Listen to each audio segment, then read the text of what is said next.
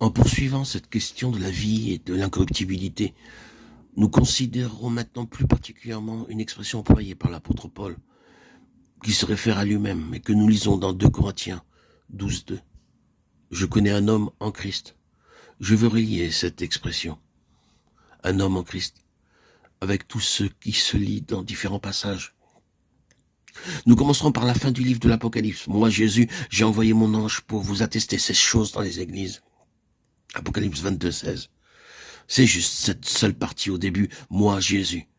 Puis, en allant plus loin, nous avons moi, Jean, votre frère, et qui est part avec vous à la tribulation et au royaume, et à la persévérance en Jésus. Apocalypse 1:9.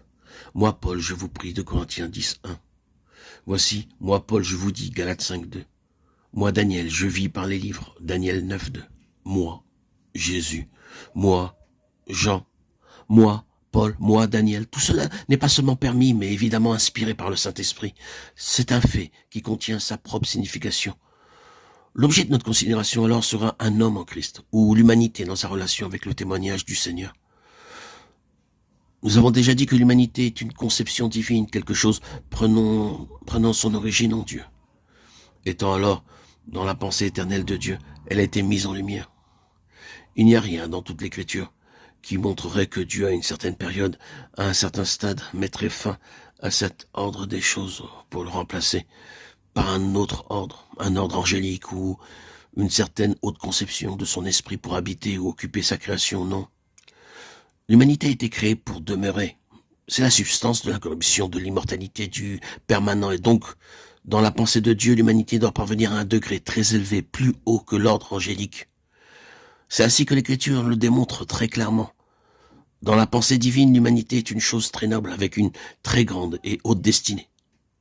C'est pourquoi Dieu est si préoccupé par notre humanité.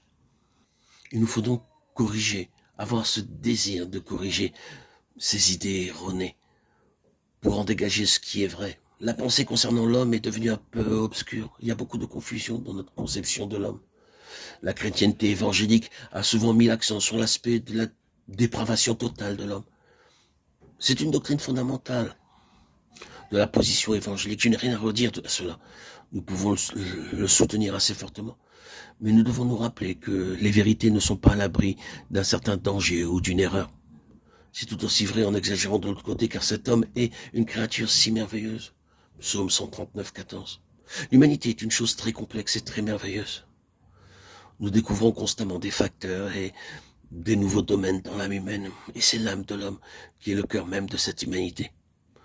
Je ne suis pas en train de me livrer à une analyse de l'âme humaine, mais ne sommes-nous pas, des fois, nous-mêmes surpris par ce qu'il y a en nous, sans l'avoir soupçonné en matière d'aptitude et de capacité ou de puissance de travail? Il y a deux aspects à cette question de l'humanité. L'un qui est parfaitement vrai, la dépravation totale de l'homme. L'autre, la dignité merveilleuse de l'homme. La dignité de la pensée humaine, selon la pensée de Dieu.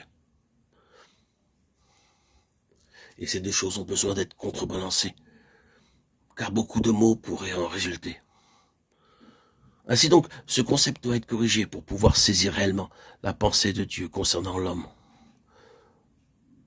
Prenons bien garde à cela.